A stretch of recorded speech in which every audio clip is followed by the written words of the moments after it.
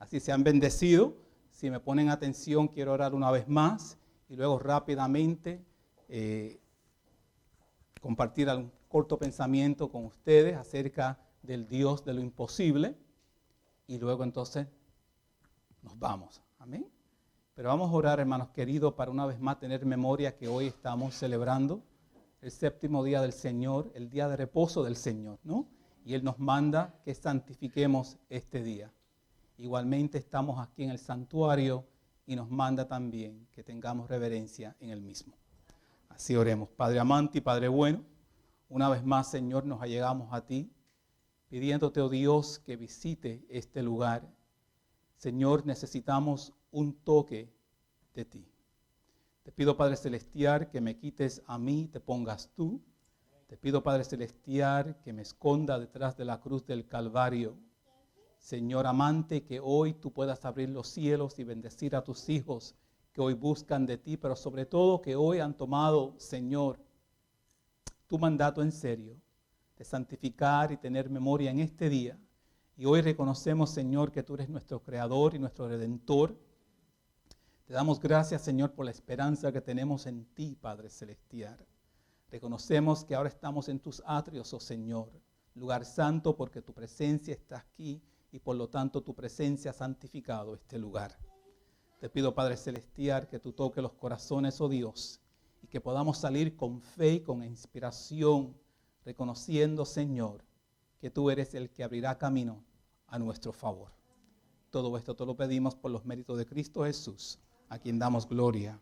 Amén y amén. Si me acompañan al libro de Jeremías, una vez más, por favor, mantengan sus Biblias abiertas, ya que quiero examinar algunos versículos con ustedes bajo el tema el Dios de lo imposible.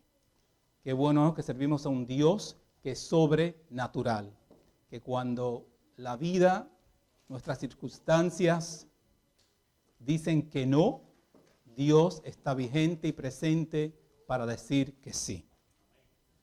Por lo tanto, si van al capítulo 32 de Jeremías, una vez más, versículos 26 y 27,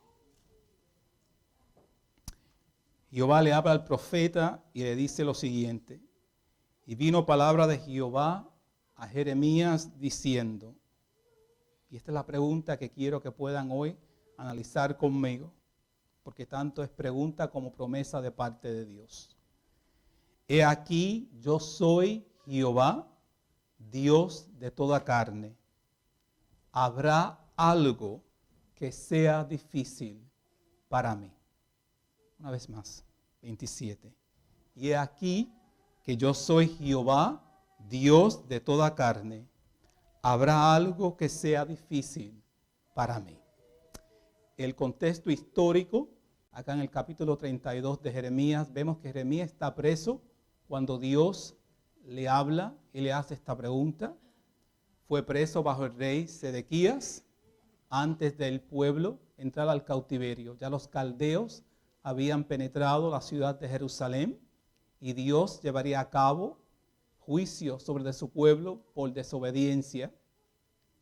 Y ya el rey Nabucodonosor estaba listo con su ejército para llevar cautivo al pueblo de Dios. Y es muy interesante que en este contexto Dios le pide a Jeremías que le compre propiedad a su primo hermano, ¿no? Y le compre una herencia. Y esto no tenía ningún sentido para el profeta, porque el profeta se da de cuenta que aunque está preso, las profecías se cumplen y la promesa y la palabra de Dios que entrarían al cautiverio por 70 años estaban listos para cumplirse ya. Y aún con todo eso, Dios le dice al profeta: quiero que compre terreno en esta misma ciudad, que pronto tus hermanos dejarán por 70 años. Y en ese contexto, el profeta lucha con Dios porque no entiende cómo Dios lo envía a comprar propiedad a una ciudad que estará en ruinas. Y muchas veces no entendemos lo que Dios está haciendo en nuestras vidas, ¿no? Muchas veces como que se nos hace difícil comprender el plan de Dios. Y en ese contexto, es que Jehová acá, en el versículo 26, le da palabra al profeta y le dice al profeta, quizás tú no entiendas la imposibilidad, el conflicto, la situación en la cual hoy tú te encuentras. Estás preso, pronto tus hermanos irán al cautiverio por desobediencia a mí, por 70 años, esta ciudad será destruida, pero aún prometo que traeré un remanente y levantaré esta mi ciudad de nuevo. Quizás tú no puedas entender cómo yo voy a lograr y hacer esto. No te tengo que dar mucha explicación, solamente te dejo saber que yo soy Jehová. Que yo soy Jehová. Y te pregunto, ¿habrá algo difícil para mí? En esta tarde, en los próximos minuticos que nos quedan, quiero hacerle la pregunta a ustedes. ¿Con qué imposibilidad está hoy usted lidiando? ¿Qué imposibilidad hoy le hace el frente a usted, lo reta? Quizá la situación con un hijo, quizá enfermedad, situación financiera. ¿Qué imposibilidad hoy le hace el frente a usted? Que quizá usted está perdiendo fe y perdiendo esperanza que Jehová podrá intervenir y hacer un milagro. Muchas veces, hermanos, tratamos de solucionar nuestras luchas a nuestra manera. Tratamos de traer respuesta a conflictos y situaciones en nuestras vidas y nos cansamos en el proceso.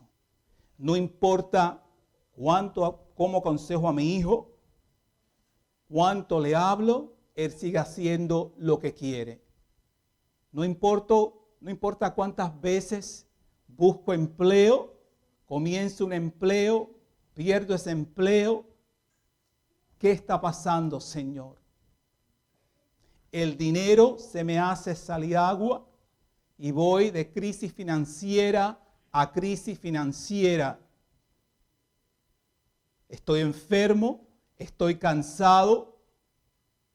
Dios mío, me hallo en una encrucijada sin salida, en un callejón sin salida. Pierdo fe continuamente. Entre más busco tu rostro, más complicado se vuelve esta jornada y este camino para mí. Oh Dios, ¿qué haré sin ti? Y una vez más, me encanta que el Señor no entre en un diálogo extensivo con el profeta. Solamente dice, yo soy Jehová, Dios de toda carne. Mi pregunta para usted en esta tarde es, ¿conoce genuinamente usted a Jehová? ¿Conoce a ese Dios sobrenatural que en medio de la imposibilidad Él desea glorificarse para que usted entienda que no ha sido con sus esfuerzos, mas con el poder de su Santo Espíritu? El diccionario define imposibilidad o lo imposible de la siguiente manera: algo que no puede ocurrir, algo que no puede ocurrir o es sumamente difícil que suceda. Algo que no puede ocurrir o es difícil que pueda suceder. Como un vientre, ¿no?, estéril, un cáncer sin sanidad, un hijo perdido en el vicio, una hija en rebelión, y no vemos una puerta que se pueda abrir a nuestro favor. Pero yo pienso que es ahí donde Dios desea encontrarse con usted en este día. Es ahí donde yo pienso que servimos a un Dios que se mueve y se conmueve con los casos difíciles de nuestras vidas. Y Él es un especialista en lo imposible, en lo complejo, en lo difícil. Me encanta cuando Pablo le dice en 2 Corintios capítulo 12 al Señor: Padre, Señor, este aguijón acaba con mi vida, necesito solución. Y él básicamente le dice: olvídate, chico, de eso. Es en esta debilidad tuya que yo me voy a glorificar. Y es por medio de ella que vas a conocer mi poder. Y en esta tarde, iglesia de Boca Ratón, cualquiera que sea su imposibilidad, en este día, Dios quiere que usted sepa que Él desea glorificarse en la misma. Y por lo tanto, quiero examinar 3 ejemplos bíblicos. Si se van al Nuevo Testamento conmigo, rápidamente, es un pensamiento muy corto, pero he estado pensando en las últimas 2 o 3 semanas acerca de esto. Y si se van al libro de Mateo, rápidamente, capítulo 20. El libro de Mateo, capítulo 20, versículos 30 al 34.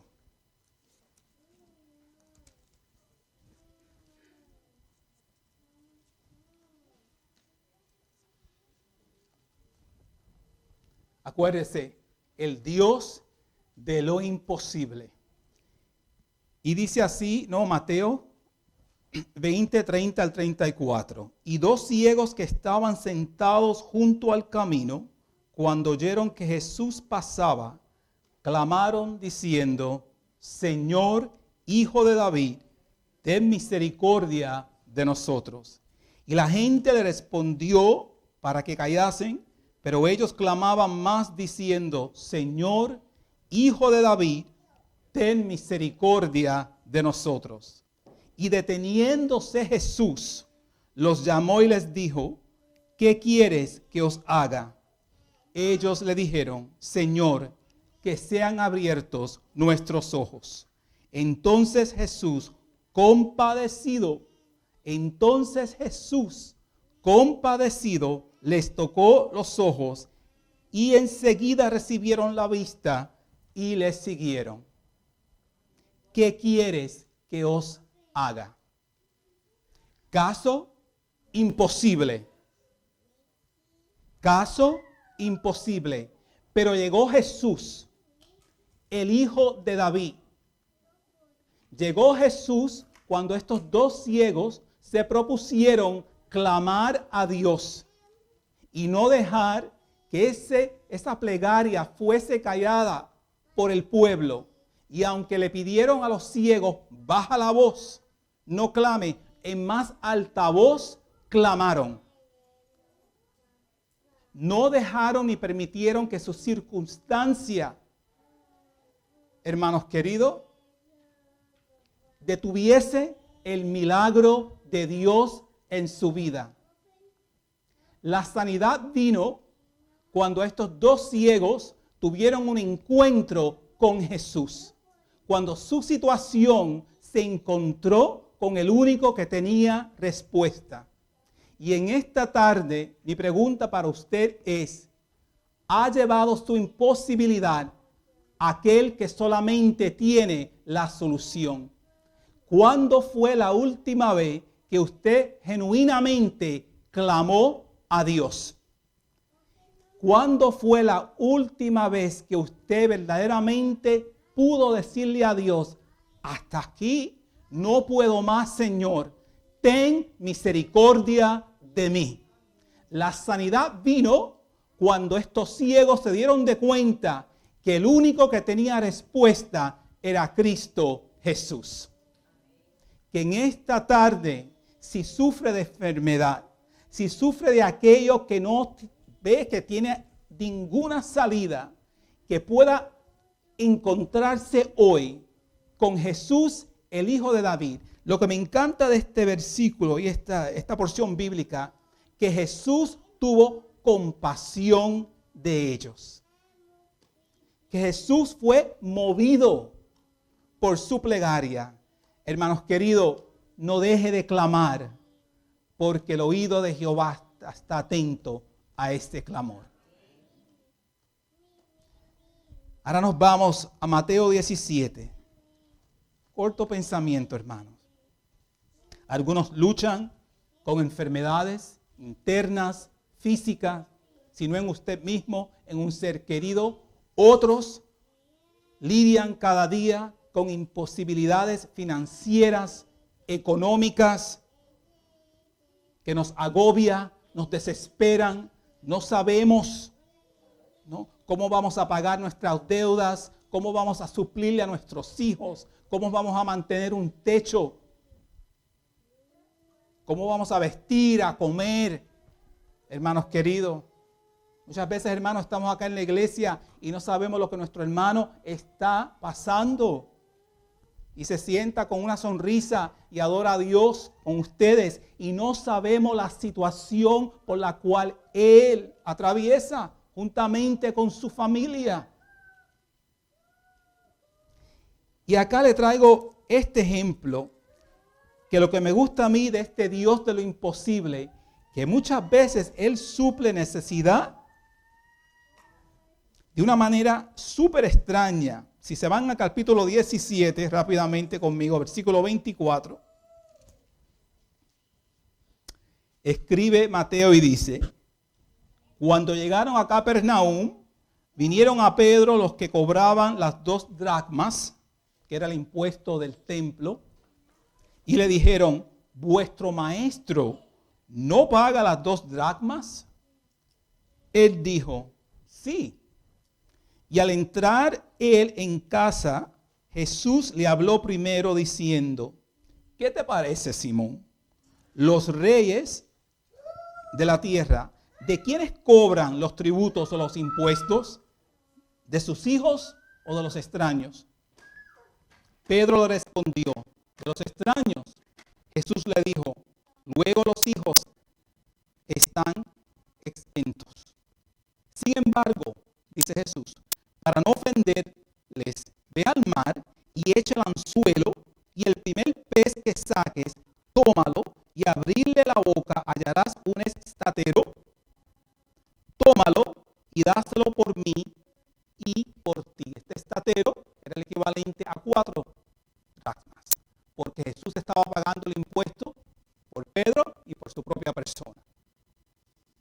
Qué interesante cómo Dios suple esa necesidad financiera. Mandó a Pedro al banco, lo mandó a sacar un préstamo,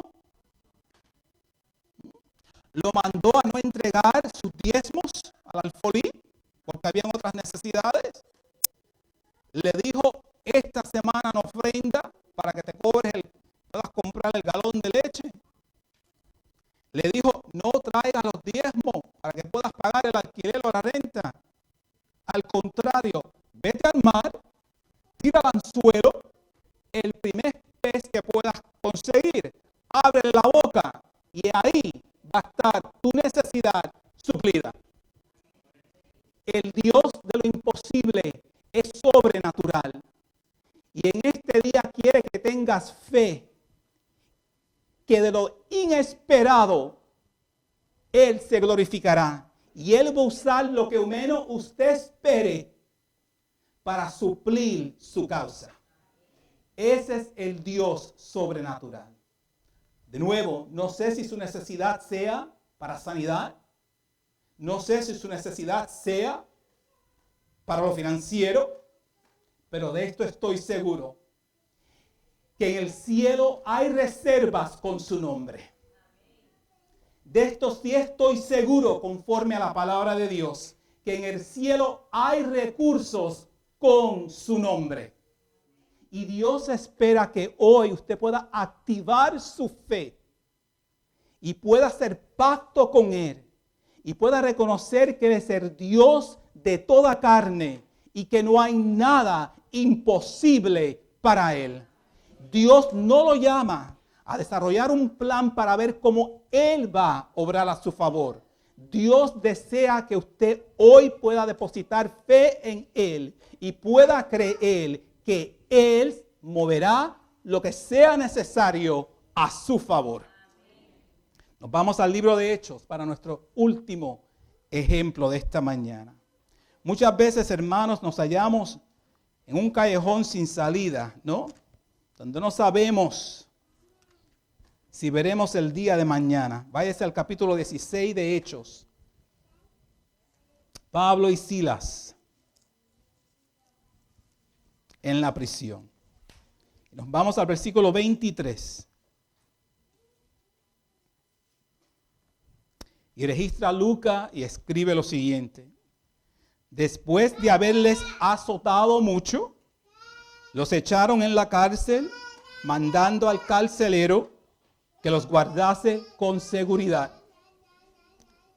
El cual, recibido este mandato, los metió en el calabozo de más adentro. En el calabozo de más adentro. Escuchen muy bien. En el calabozo de más adentro. Y les aseguró los pies en el cepo. Pero a medianoche, orando Pablo y Silas, cantaban himnos a Dios y los presos los oían. Entonces sobrevino de repente un gran terremoto de tal manera que los cimientos de la cárcel se sacudían y al instante se abrieron todas las puertas y las cadenas de todos se soltaron. Vayan conmigo de nuevo al versículo 25. Pero a medianoche, orando Pablo y Silas, cantaban himnos a Dios y los presos los oían. Cantaban himnos a Dios y oraban. Mira, hermano, Pablo y Silas se dieron de cuenta que de esta situación ni el médico chino lo podía salvar. No, un dicho muy común en el Caribe, ¿no? Ni el médico chino iba a poder salvar a Pablo y a Silas. Se hallaron en un callejón sin salida. Lloraron, planificaron cómo iban a escapar de esta prisión, reconociendo que su situación iba más allá del poder humano, decidieron orar y adorar. Hermanos, en su imposibilidad, adore a Dios. En su imposibilidad, glorifique a Dios. En su imposibilidad, no le pida a Dios que siga abriendo puertas si ya se lo ha pedido. Ahora adórele y por la fe dele gracias por esas puertas que se abrirán. Muévase, active la fe. Y es tan interesante, hermanos queridos, que Dios pudo hacer muchas cosas, pero decide usar la misma naturaleza. Llega un terremoto y por medio del terremoto son librados. Muy bien dice la Biblia que la presencia del Señor que tiembla la tierra. Hermano, muchas veces necesitamos un terremoto en nuestras vidas, ¿no? Un terremoto que pueda mover los cimientos para que podamos entender que Dios se ha glorificado. Para que podamos entender que solo Dios tiene el poder. Si hoy cruza por una imposibilidad, hermanos queridos, adore a Dios. Que este sábado sea un sábado de alabanza en su hogar. Que no importando cuán perdido su hija, su hijo se encuentre, hoy alabe a Dios. Que no importando si tendrá dinero este mes para suplir sus deudas, hoy alabe a Dios. Que no importando si el cáncer está acabando con su vida, con un ser querido, hoy alabe a Dios. Hoy glorifique a Dios. Hoy tome la decisión como la tomó Pablo y Silas, que en medio de su prisión va a adorar a Dios. La fe, lo crucial. Vaya al libro de Hebreos rápidamente conmigo, el libro de Hebreos, capítulo 11, ¿no? Un capítulo muy conocido, solamente quiero leer un versículo.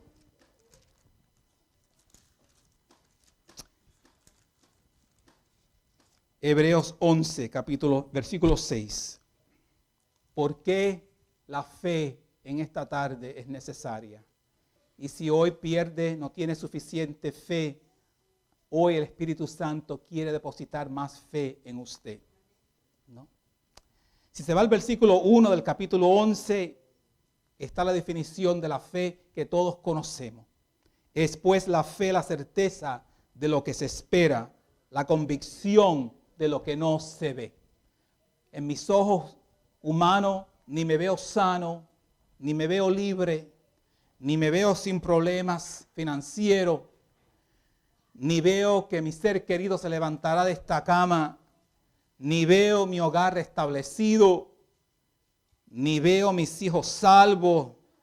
O sea, con mis ojos humanos no veo cómo esta situación política, económica, no es que no veo verdaderamente cómo tendré respuesta a este problema. Pero me dice la Biblia que la fe es la convicción de lo que no veo. Pero estoy seguro que surgirá, porque así Dios lo hará. Entonces, si nos vamos al versículo 6, escribe el autor de Hebreos y dice, pero sin fe es imposible agradar a Dios, porque es necesario que el que se acerca a Dios crea que le hay y que Él es galardonador de los que le buscan. Quiere decir que si hoy usted se propone en su corazón a buscar a Dios como Él ha mandado, a buscar a Dios como Él ha establecido, hay galardón para su vida. Hay galardón, hay favores celestiales que serán enviados a usted porque usted se propuso a buscarle como Él demanda. ¿Sabes qué, hermano? A veces en el proceso de la vida, muchas veces nos acordamos de Dios en tiempo de necesidad. Cuando queremos que Dios obre a nuestro favor, es ahí que le buscamos intensamente. Dios en su misericordia, porque no nos debes nada, cumple y se mueve a nuestro favor. Y una vez más, ¿qué hacemos? Descansamos en estos laureles y nos olvidamos de Él.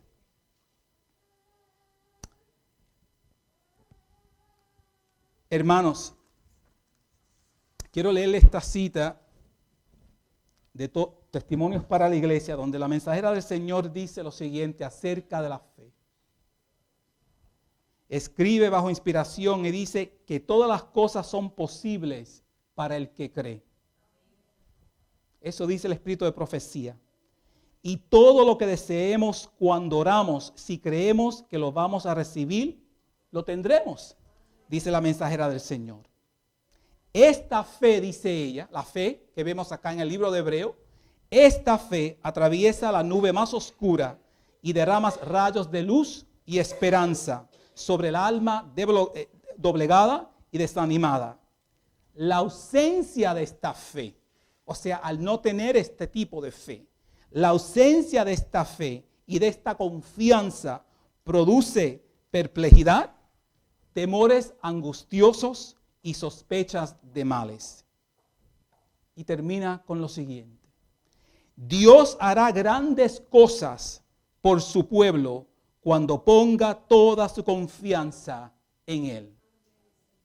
Dios hará grandes cosas cuando usted llegue a un punto en su vida donde usted pueda decir, Señor, ya yo no tengo el control. Ya yo no puedo más. Estoy completamente dependiendo de ti. Mis estrategias han fallado. Mi inteligencia para nada vale. Mis recursos son insuficientes. Por lo tanto, ahora deposito mi confianza total en ti. Y es ahí donde dice el espíritu de profecía que Dios se moverá y hará grandes cosas por usted. Igualmente, en Mensajes Selectos, hermanos, una de mis citas más favoritas. El espíritu de profecía nota lo siguiente. Los ángeles ministradores esperan junto al trono para obedecer instantáneamente el mandato de Jesucristo de contestar cada oración ofrecida con fe viva y fervorosa. Una vez más, los ángeles ministradores, quiere decir que en este momento, alrededor del trono de Dios, si acepto el mensaje y el don profético dado a esta iglesia, hay ángeles ministradores esperando que Dios los envíe a ministrarnos y a obrar a nuestro favor cuando yo elevo una oración con fe eficaz y fervorosa. Y por lo tanto, es aquí la promesa profética. Los ángeles ministradores esperan junto al trono para obedecer instantáneamente el mandato de Jesucristo de contestar cada oración ofrecida. Cada oración ofrecida. No una o dos, no la de la hermana Rosita y no la mía. Cada oración ofrecida con fe viva y fervorosa. Mensajes Selectos, tomo 2, páginas 432. Quiero terminar con esta breve historia. En 1948, una joven de 20 años sale de su país con mucha esperanza acá a los Estados Unidos, con el gran deseo de estudiar enfermería. Sale comprometida de su país. En el 1948, después de la Segunda Guerra Mundial, contrae matrimonio cristiano. En el 1950, con gran esperanza, esta pareja reciben su primer hijo. En el proceso del parto hubo negligencia médica. En este país, para ese entonces, se usaban mucho las pinzas, ¿no? Los forceps, ¿no? Lo que se llama los forceps. Y a esta joven de 23 años, en el proceso de alumbramiento y de parto, el médico decide, porque la criatura se estaba echando mucho más tiempo, usar estos forceps, ¿no? Estas pinzas. Y en el proceso, esa criatura sufre daño.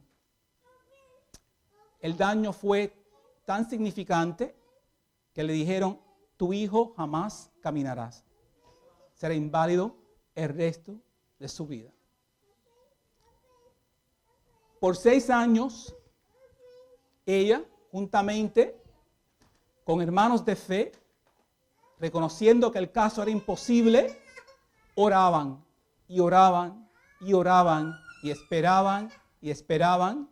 Y la iglesia la confortaba, la iglesia le daba esperanza. Incluso hubieron, ¿no?, aquellos hermanos ya muy conocidos de los 8 remedios dados a esta iglesia, ¿no? Utilizaban el sol y la nutrición, ¿no?, el aire, con la gran esperanza que este niño anduviese. Para aquel entonces los pañales no eran ni disponibles, se tenían que lavar. Y ya esta joven, esta madre, cansada, dijo, quizá no es la voluntad de Dios. Y decidió entonces obedecernos las recomendaciones ortopédicas.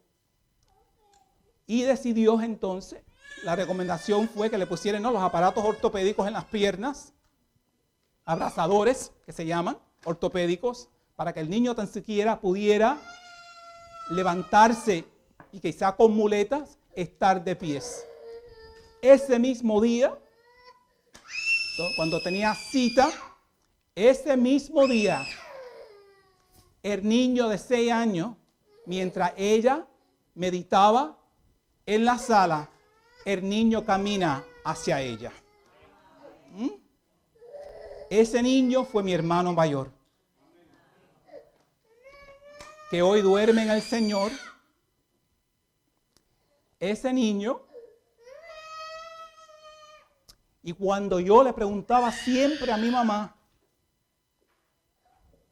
su respuesta era, para Dios nada es imposible. Pero la historia no termina ahí. A los pocos años después, Dios bendice a esta, mi madre, una vez más, con un segundo embarazo, ¿no? Y camino al trabajo, tenía 5 meses de embarazo, sufre placenta previa y complicaciones, y al llegar al hospital le dicen, tenemos que inducir el parto. Le faltaban 4 meses, hermanos queridos. 4 meses. Nace su segundo hijo con complicaciones y le dicen, dudamos mucho que él viva. Fue enviado inmediatamente a una incubadora, a otro hospital, donde día tras día lo iban a ver por 3 meses. A los 3 meses le dan de alta, el niño no tenía fuerza muscular.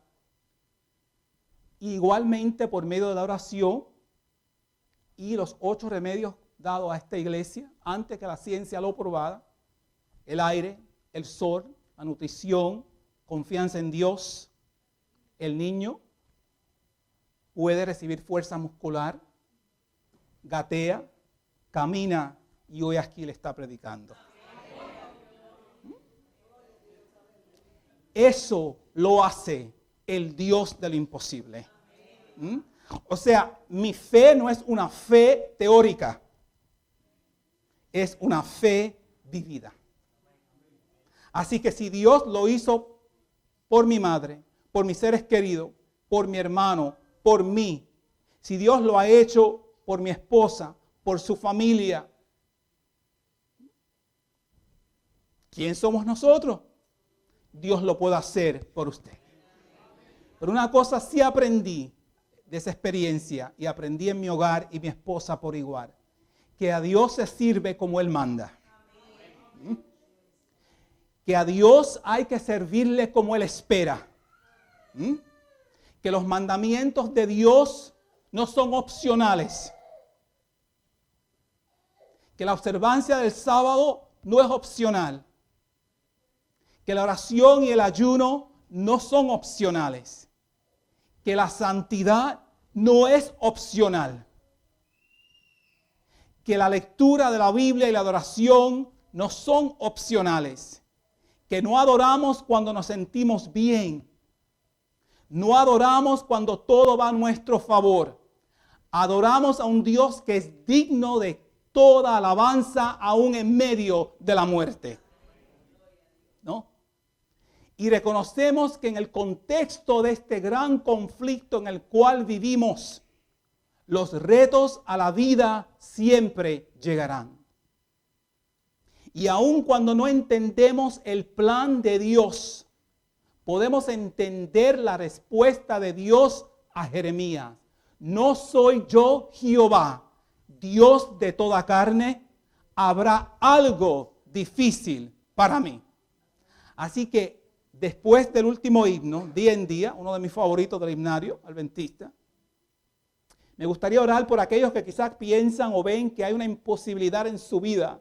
Quizá una montaña que usted no puede derribar. Quizá se halla con Faraón detrás de usted y el mar rojo delante de usted y no sabe cómo lo pueda cruzar. Quizás se encuentre en un callejón sin salida. Quizás se encuentre en una encrucijada que no sabe cómo va a llegar hasta el día de mañana. Yo tampoco sé, pero conozco a alguien que sí sabe. Amén. Y ese Dios que lo ha hecho por mí, ese Dios que lo hizo por mi hermano, ese Dios que cumplió las oraciones de muchos, también desea hacerlo por usted. Ese Dios que ha sido fiel a mi esposa, a mis hijos, a mi hogar, es el Dios que lo hará por usted. Hermanos queridos, de algo estoy seguro, que Dios se complace en bendecir. Amén. Y estoy seguro de la promesa profética dada a la iglesia por su mensajera. Hay ángeles que en esta misma tarde, a la 1 de la tarde, después que cantemos, están en obediencia alrededor del trono. Y si por fe usted viene acá al altar, y levanta su oración al Padre, Jesús mandará que esos ángeles vuelen a su encuentro y comiencen a abrir puertas a su favor. Eso sí lo creo yo. Como que estoy aquí y tengo todo uso de mi cuerpo. Todo uso de mi cuerpo. Cuando la medicina dijo, va a morir. Eso lo creo yo. Cantemos.